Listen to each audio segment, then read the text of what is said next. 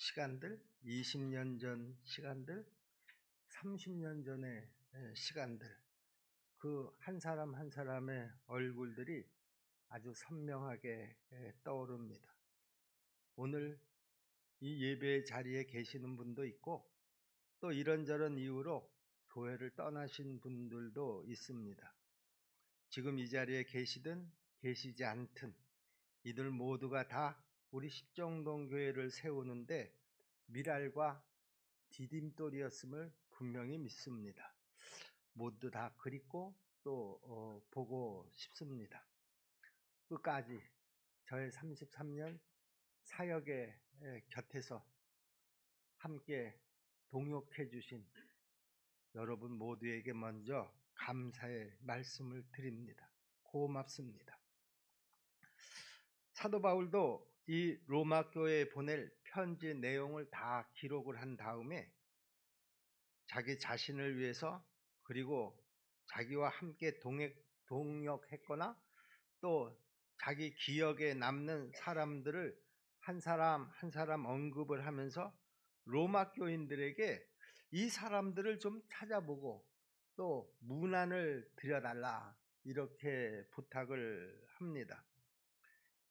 이 바울이 지금 언급한 이 사람 한 분 한 분을 우리가 살펴보면은요, 사도 바울은 참 만남의 축복을 많이 받았음을 우리가 알 수가 있습니다. 저도 동기들하고 이런저런 이야기를 나누다 보면 저도 개인적으로 참 사역 33년 동안에 좋은 분들을 많이 만나서 여기까지 오게 되었다. 사도 바울도 만남의 축복을 받은 것처럼 저도 돌아보면 참 만남의 축복을 많이 받은 목사다. 스스로 그렇게 자위를 합니다. 사도 바울의 최고의 만남의 축복은요, 다메섹 도상에서 시작이 되었습니다. 부활하신 예수님과 만남을 통해서 그 사도 바울의 인생은 180도 변화가 되었습니다. 이런 예수님과의 만남의 복을 우리 십정동교회 모든 성도들도 다 누리시기를 주님의 이름으로 축원합니다.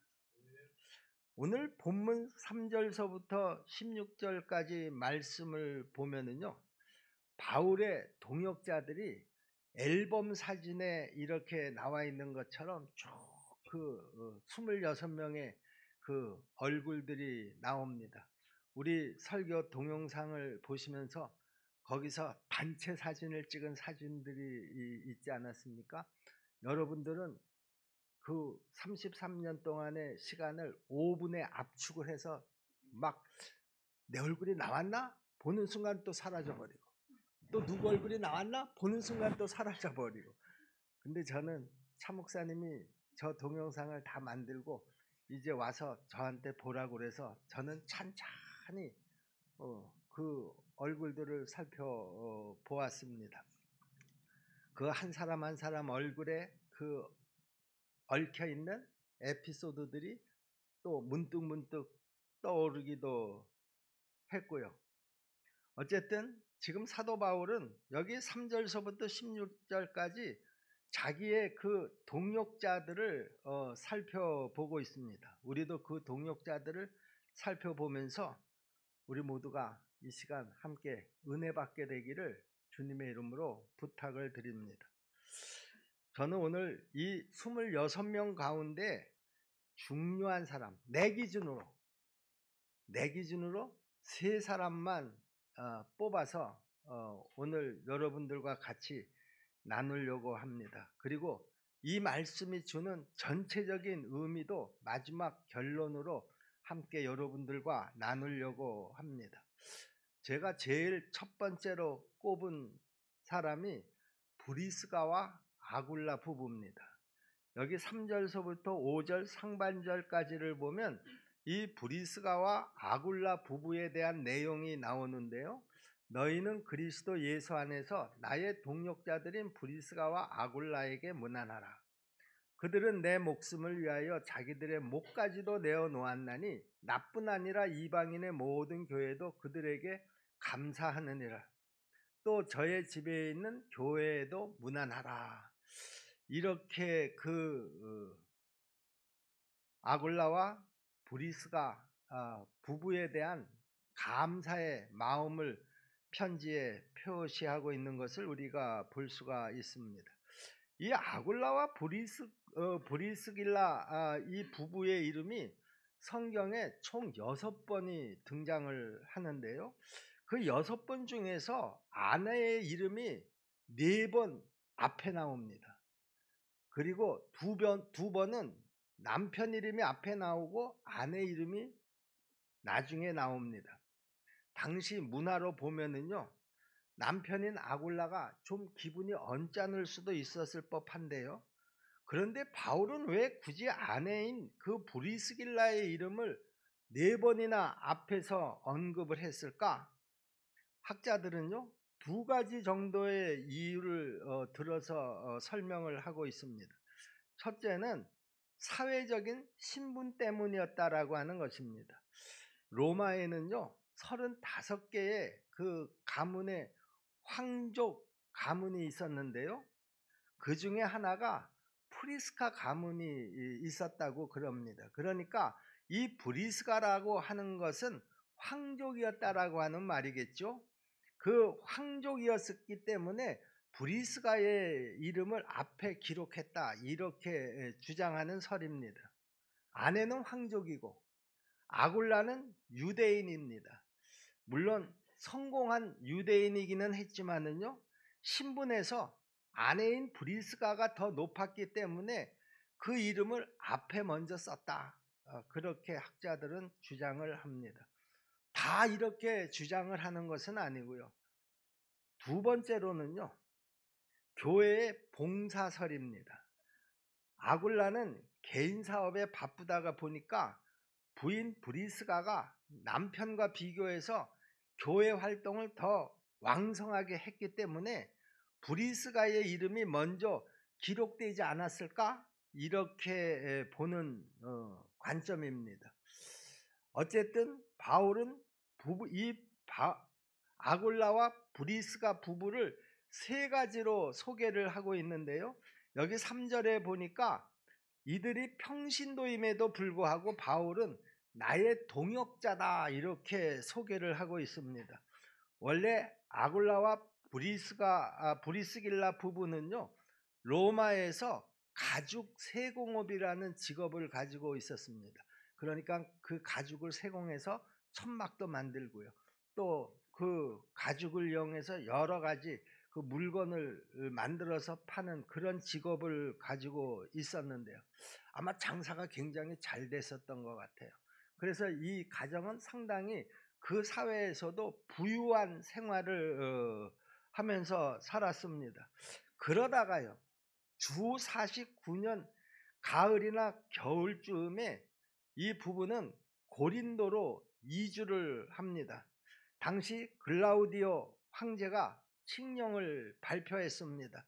로마에 거주하고 있는 유대인들은 다 로마에서 떠나라. 이유는 이 유대인들이 워낙에 장사 수완이 대단합니다. 그래서 그 로마의 경제권을 차츰차츰 그들이 다 장악을 하기 시작을 한 것이죠. 위기를 느낀 황제가 이것을 빌미로 해서 유대인들은 다 로마에서 떠나라, 이런 칙령을 발표를 했습니다. 사도행전 18장 1절 2절 말씀을 보시면은요, 그 사건이 희미하게나마 기록이 되어 있는데요. 보세요. 사도행전 18장 1절입니다. 그 후에 바울이 아덴을 떠나 고린도에 이르러 아굴라라 하는 본도에서 난 유대인 한 사람을 만나니 글라디오가 모든 유대인을 명하여 로마에서 떠나라 한 거로 그가 그 아내 브리스길라와 함께 이달리아로부터 새로 온지라 바울이 그들에게 감해 그랬습니다. 바로 글라우디오 황제의 칙령에 의해서 이 아굴라와 브리스길라 부부가 이제 이주를 했다라고 하는 것이죠. 그때 아굴라 부부가 고린도에 와서 정착한 지 한 1년 정도 지난 후에 주후 50년경 가을에 바울이 또 고린도에 도착을 하게 됩니다.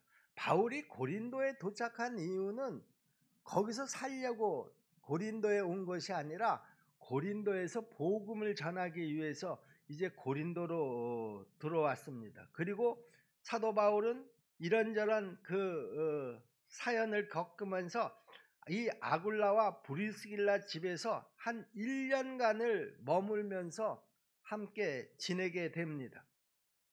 아굴라 부부는 사실 바울에 의해서 개종한 사람은 아니었었지만은요. 그런데 바울을 만나면서 완전히 변화가 됐습니다. 예수를 위해서 살고 예수를 위해서 죽는 아주 뜨거운 신자로 바뀌게 됩니다. 이렇게 바울을 만나서 예수로 살고 예수로 죽는 그런 신자가 되자 그들은 바울의 선교에 모든 지원을 아낌없이 해주게 되죠. 나중에 바울이 에베소에 선교하려고 갈 때에는 이번엔 아예 아굴라 부부가 함께 바울과 같이 그 선교에 동참하기도 했습니다. 그리고 사도 바울이 이제 고린도에서 로마 교인들에게 편지를 쓸 때는요, 이 아굴라 부부는 다시 로마로 돌아와서 로마에서 생활을 하고 있었습니다.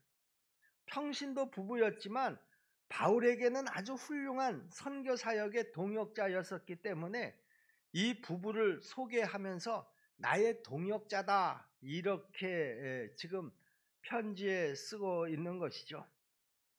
여기 4절에서 보면 바울의 생명을 위해서 자신들의 생명까지도 내놓은 자였었다 이렇게 그 표현을 하고 있죠. 그들은 내 목숨을 위하여 자기들의 목까지도 내어 놓았나니 나뿐 아니라 이방인의 모든 교회도 그들에게 감사하느니라. 그들이 언제 이 부부가 그 생명이 위태로운 사도 바울을 살리기 위해서 자신들의 생명을 아끼지 않았는지 정확한 시기와 그 어떤 사건은 알 수 없지만 우리가 짐작이나 추정은 해볼 수 있습니다. 바울이 에베소에서 사역을 할 때요, 에베소에 아주 놀라운 역사가 일어나게 됩니다. 에베소는 원래가 우상의 도시였었는데요. 사도 바울이 에베소에서 복음 사역을 시작하면서 에베소가 변화되기 시작을 했습니다. 그 에베소에서 가장 인기 상품이었던 아데미 신상이 팔리지를 않는 거예요. 그 에베소 사람들이 복음으로 이제 다시 돌아서게 되니까 그 신상을 살 리가 없지 않겠습니까? 그러자 그 신상을 만들던 신상 제조업자인 데메드리오라고 하는 사람이 사람들을 막 선동을 합니다. 그리고 바울을 죽여버리려고 했습니다.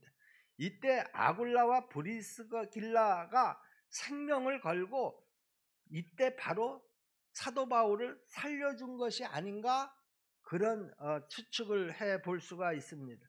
이때 사도 바울이 얼마나 마음으로 감격을 했으면 자신들의 생명을 아끼지 않고 바울의 생명을 지켜주었다 이렇게 고마워했겠습니까?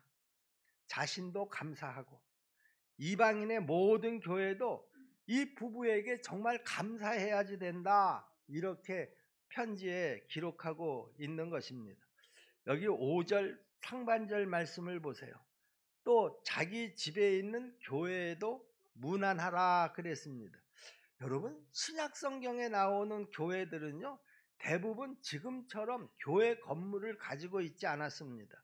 당시 교회는 거의가 성도들이 집이 교회였습니다. 그러니까 성도들의 집 가운데서 여러 사람들이 모일 만한 그런 좀 큰 집을 선택을 해서 그것에 모여서 예배를 시작했다라고 하는 것이죠. 우리 한국에 복음이 들어와서 사역이 시작될 때도 그때도 처음에 교회는 거의가 다 개인 집이었습니다. 실제로 제가 그 주한 성결교회 부목사로 일했을 때요, 그 교회의 역사가 어떻게 됐나 보니까 거기 처음에 시작은 그 교회 권사님 가정에서 예배를 시작했다고 하더라고요.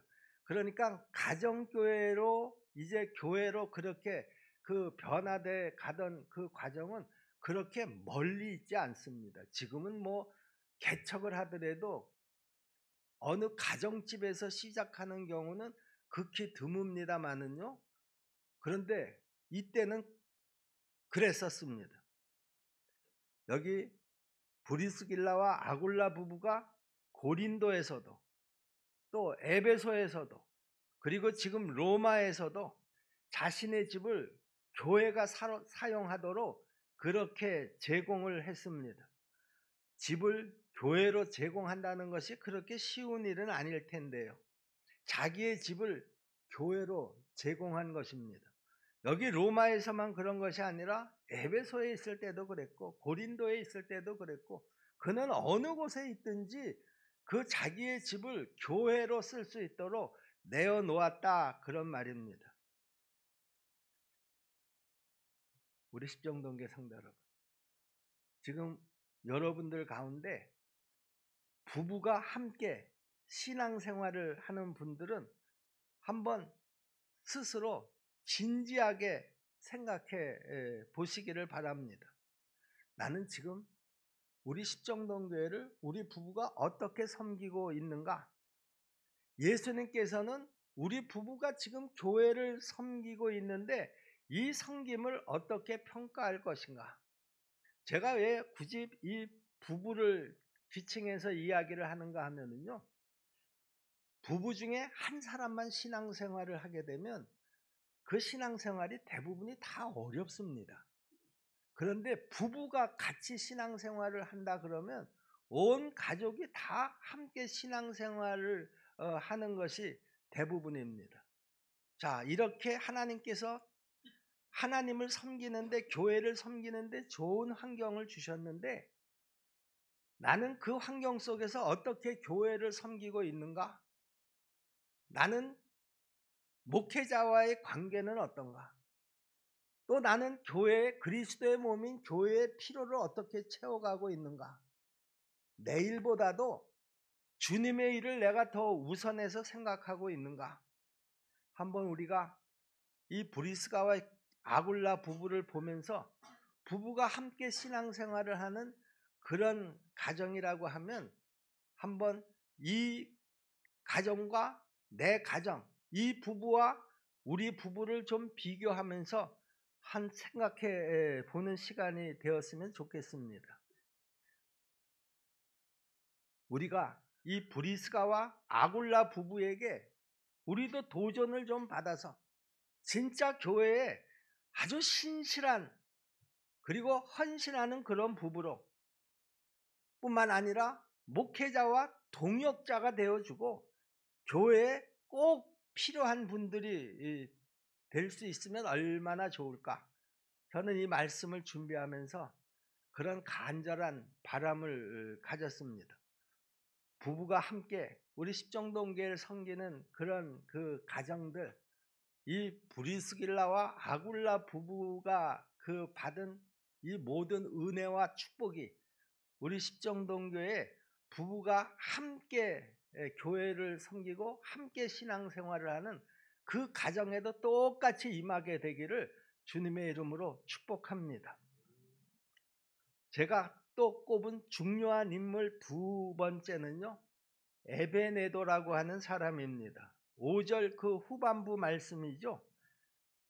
내가 사랑하는 에베네도에게 문안하라. 그는 아시아에서 그리스도께 처음 맺은 열매니라 그랬습니다. 바울이 그 소아시아에서, 그러니까 지금의 터키입니다. 또 이름이 좀 바뀌었죠. 투르키에 또 이름이 바뀌었습니다만은요. 어쨌든 그 투르키에서 자기가 복음을 전할 때 자기 설교를 듣고 처음으로 회심한 그 에베네도를 두고 그가 머릿속에 기억을 했다가 이 로마서를 기록하면서 에베네도에게도 문안을 해달라 이렇게 부탁을 하고 있는 것이죠. 여러분, 우리 십정동교의 첫 번째 신자가 박부순, 지금은 권사님이 됐는데요. 그 권사님 가정입니다. 신혼으로 우리 교회의 첫 번째 신자가 됐습니다. 첫 번째 신자라고 하는 것은 이제 등록을 기준으로 해서 하는데, 우리 교회에 제일 먼저 나온 그 성도는 우리 차명희 목사님이고요. 그분은 그 다음에 교회에 나왔었는데요. 그런데 우리 차명희 목사님은 눈치를 보느라고 내가 이 교회에 정말 등록을 해서 신자 생활을 제대로 할 수 있을까? 한 6개월이 지난 다음에 등록 카드를 냈거든요. 그래서 첫 번째 신자의 그 기가 막힌 자리를 그 가정에게 빼앗기고 말았습니다. 그런데 제 목회 여정에서 어쨌든 그 첫 번째 신자는 잊어버릴 수가 없는 것이죠. 지금은 양평에 내려가서 거기서 생활을 하고 있는데요. 열심히 교회를 섬기고 있습니다. 우리 행사 때도 때로는 그 영상으로라도 그 동영상을 보내서 함께 그 축하를 하는 이유가 자기가 이 십정동교의 1호 신자라고 하는 그 자부심을 가지고 있기 때문입니다. 우리 십정동교 성도 여러분, 여러분들은 신앙생활을 하면서요, 내가 첫 번째로 전도를 해서 신앙생활을 하고 있는 분들을 기억하고 계시나요?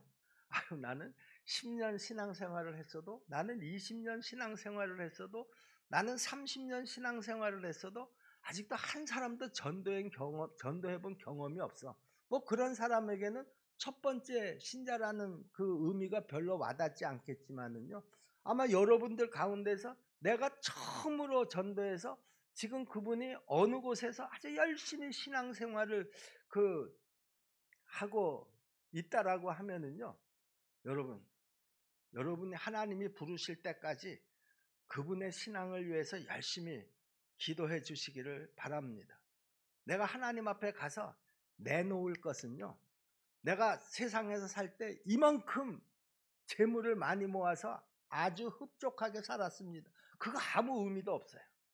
내가 세상에서 이런 그 신분을 가지고 그 사람들 앞에서 어깨를 으쓱거리면서 살았습니다. 대단하지 않습니까? 그것도 아무 의미도 없어요. 여러분, 내가 하나님 앞에 가서 내놓을 수 있는 것은요, 내가 누구를 전도해서 구원의 자리에 이끌게 했고, 또 몇 명이나 구원의 자리에 서게 한 것인가?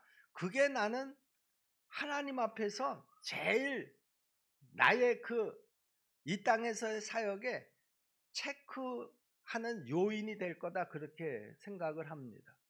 내가 세상에서 아무리 누리고 잘 살았다고 하더라도요, 하나님 앞에 가서 내가 영혼 구원에 그 앞장선 그런 어떤 사연들, 스토리가 없는 사람들은요, 저는 할 얘기가 없을 거다, 그렇게 생각을 합니다. 우리가 흔히 얘기하는 부끄러운 구원의 주인공이 될 가능성이 굉장히 많다라고 하는 것이죠. 여러분, 지금도 늦지 않았습니다. 그리고 제가 지금 말씀드리는 이것은 너무나 분명한 사실입니다. 이 일이 얼마나 중요한가 하면 예수님도 이 일을 위해서 이 땅에 오셨고요, 이 일을 이루기 위해서 당신이 십자가에 달려 죽으신 것입니다. 이 일을 위해서 하나님이 당신이 가장 사랑하는 아들을 이 땅에 보내주신 것이죠. 예수님께서, 우리 하나님께서 이 땅에서 이루고 싶으신 가장 간절한 소원은 많은 영혼들이 하나님 앞으로 돌아오는 일입니다. 그 일을 위해서 여러분들을 먼저 구원하셨고요, 그리고 여러분들을 그 구원의 자리에서 그 은혜를 스스로 느끼면서 나도 이제 또 다른 영혼을 구원해야 되겠다라고 하는 그런 동기를 가질 수 있도록 먼저 여러분들을 구원하신 줄로 믿습니다. 그러므로 우리 십정동교회 성도들 모두가 다 이 영혼 구원에 언제나 앞장설 수 있다고 하면은요, 우리 하나님께서 얼마나 기뻐하시겠느냐 그런 말입니다. 우리 십정동교회 성도 여러분, 내가 죽을 때까지 하나님이 나를 부르시는 순간까지 항상 내 마음속에는 영혼 구원에 대한 간절한 열정을 가지고 신앙생활을 하다가 하나님이 부르실 때쯤 되면 우리도 그 하나님 앞에 섰을 때를 상상을 하면서 하나님이 나를 위해서 준비하신 그 면류관들을 기대하는 그런 시간들이 다 되어지기를 주님의 이름으로 축원합니다. 제가 꼽은 세 번째 인물은 루포와 그의 어머니입니다. 13절 말씀을 보세요. 주 안에서 택하심을 입은 루포와 그의 어머니에게 문안하라. 그의 어머니는 곧 내 어머니니라. 여러분, 우리가 이 말씀을 좀 더 깊이 이해하기 위해서는요, 마가복음하고 로마서의 관계를 한번 다시 생각해 볼 필요가 있습니다. 로마서와 마가복음 중에서 여러분들은 어느 것이 먼저 기록이 되었다고 생각을 합니까? 응? 마가복음하고 로마서하고 어떤 게 더 먼저 기록이 됐냐고? 마가복음이 앞에 있으니까 마가복음이 더 먼저 기록되지 않았을까? 그리고 목사님이 사복음서 중에서 마가복음이 제일 먼저 기록된 복음서라고 그랬으니까 당연히 마가복음이겠지. 이렇게 생각할 가능성이 굉장히 많은데요. 그런데 그렇지 않습니다. 로마서는요, 주 57년경에 사도 바울이 3차 전도 여행을 하면서 고린도에서 쓴 것입니다. 반면에 마가복음은 주 60년에서 70년 사이 어느 시점에서 기록이 되었다. 이것이 주석학자들의 견해입니다.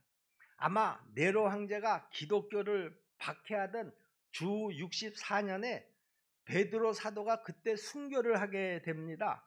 로마 교회 교인들을 이제 격려하기 위해서 마가 요한이 주 65년경에 마가복음을 기록했다. 이렇게 보는 것이 주석학자들의 일반적인 견해입니다. 그러니까 요한은 바울이 로마 교회에 보낸 편지를 로마에서 회람을 해서 이미 보았다. 이렇게 우리가 짐작을 할 수가 있죠.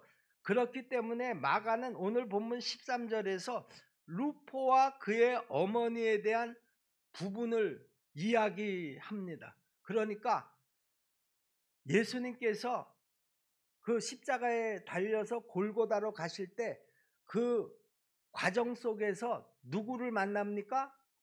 구레네 시몬을 만나잖아요. 구레네 시몬을 그 로마 병사가 구경하는 구경꾼 가운데서 불러 세워가지고 너 이리 와. 얘 아무래도 이거 끝까지 저 골고다까지 십자가 지고 못 갈 것 같아. 네가 대신 지고 가라 해서 대신 십자가를 지게 됐었는데요. 그런데 우리가 이 본문들을 자세히 살펴보면은요, 이때 이미 벌써 이 구레네 시몬의 가정의 그 내역에 대해서 다 알고 있었다라고 하는 것이죠. 먼저 마가복음 15장 21절 말씀을 보겠습니다. 마침 알렉산더와 루포의 아버지인 구레네 사람 시몬이 시골로부터 와서 지나가는데 그들이 그를 억지로 같이 가게 하여 예수의 십자가를 지우고 그랬습니다. 이 말씀을 자세히 보면은요, 지금 그 구레네 시몬이 길가에 서 있다가 강제로 불려 나와서 십자가를 지게 됐는데 이 구레네 시몬이 알렉산더와 루포의 아버지라는 거예요. 어떻게 이 사실을 알게 됐을까? 그렇지 않습니까? 지나가다가 구경하다가 지금 붙잡혀서 십자가를 지게 됐는데, 이 구레네 시몬에 대해서 가정사를 자세히 벌써 알고 그 마가가 기록을 했다라고 하는 것이죠. 그러니까 마가는 이미 벌써 이 구레네 시몬에 대한 그 가정사를 다 알고, 그리고 이 마가복음을 기록했을 것이다. 추석학자들이 그렇게 판단을 하는 것이죠. 우리 십정동계 성도 여러분, 지금 보세요. 이 요한이 로마에서 마가복음을 기록을 했는데요. 기록을 할 때 이 구레네 시몬의 두 아들 알렉산더와 루포가 이미 로마 교회에 기둥 같은 일꾼으로 일하고 있었다라고 하는 거예요. 그런데 사도 바울이 고린도에서 로마 교인들에게 편지를 썼습니다. 그 편지를, 그 당시에 사도 바울의 편지는 교회에 이제 누군가가 직접 가서 전달을 해줘야 됐는데요. 그 편지를 어떻게 받은 사람들이 읽는가 하면, 교회가 그 편지를 받아서 돌려가면서 읽게 했습니다. 그러니까 그 교회 교인들이 다 회람을 해서 그 편지를 읽게 된 것이죠. 사도 바울의 편지는 그래서 회람 편지가 됐습니다. 이때 마가가 로마에서 사도 바울이 보낸 이 편지를 읽게 된 것이죠.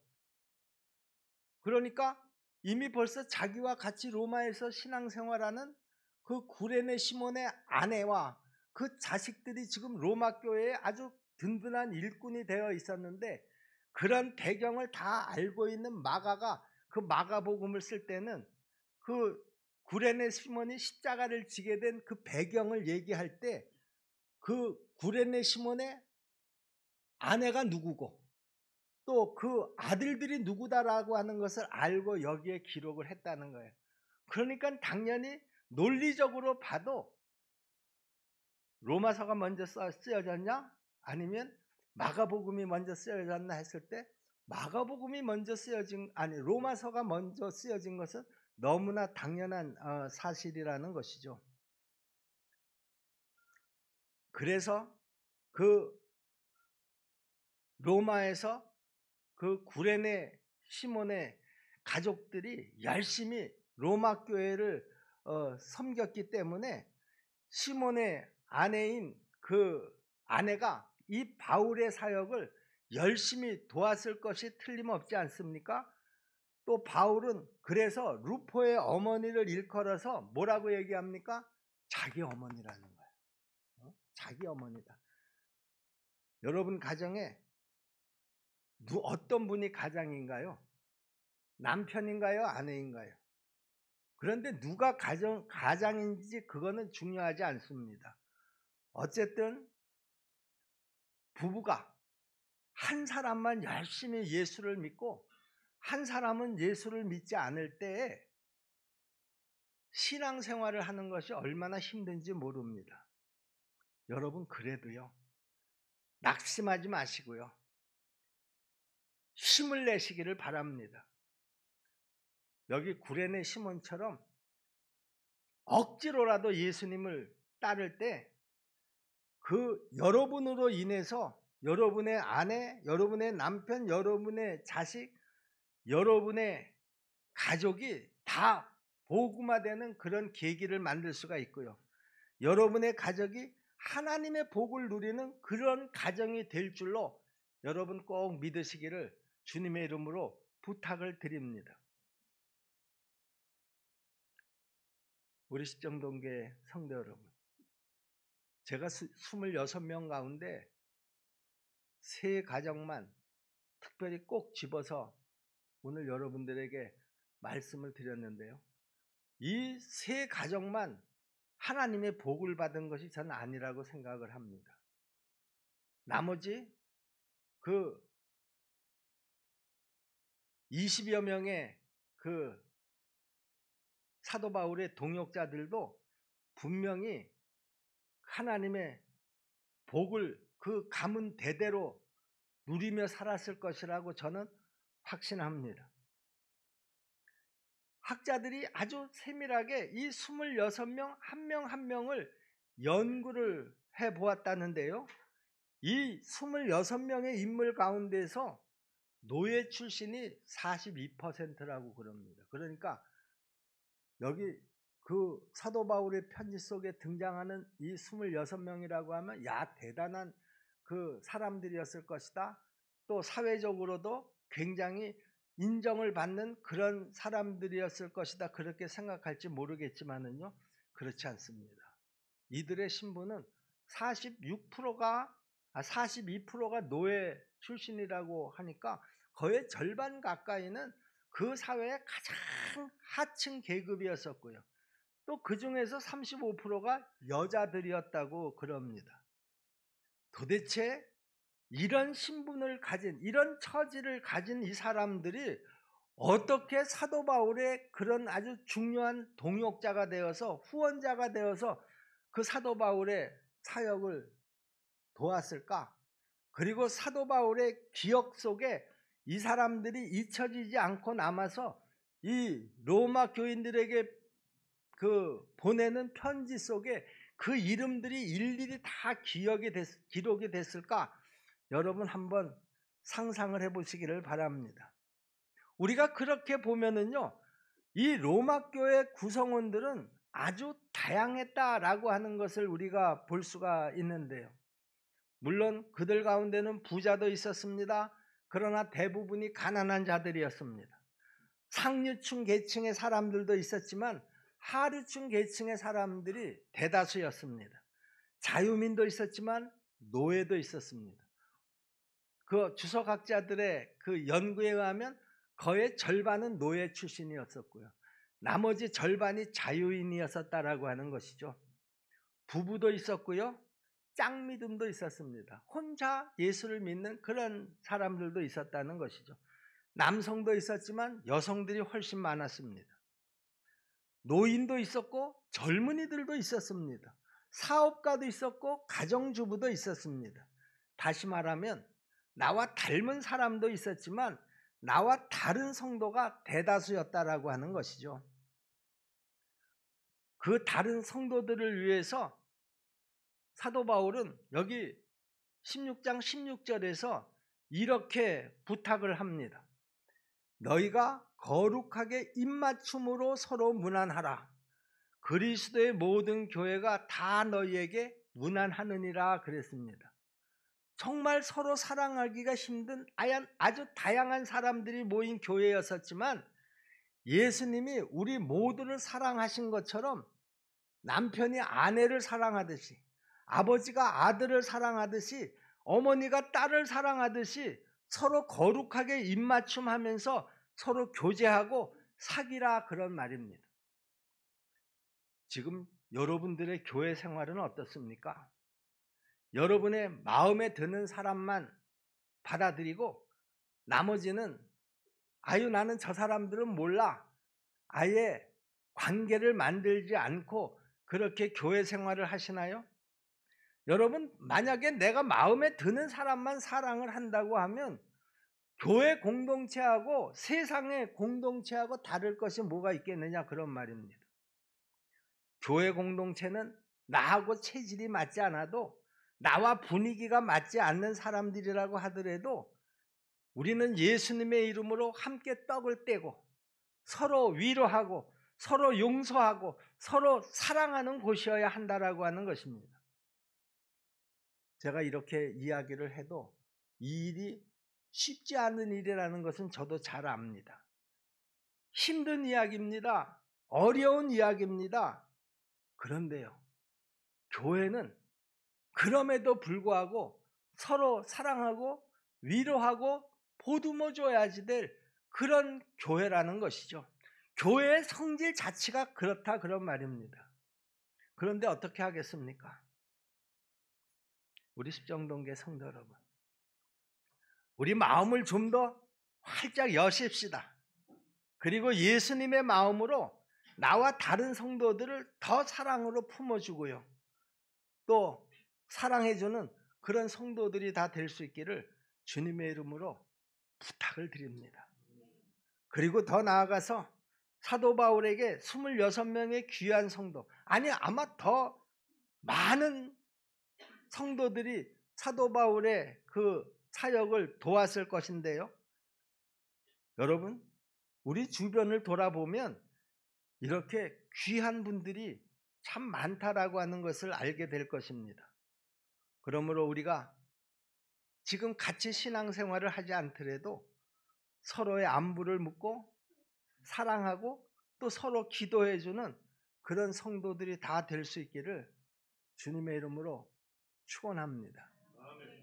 마지막 제가 우리 십정동 교회 성도들에게 꼭 당부하고 싶은 부탁의 말입니다.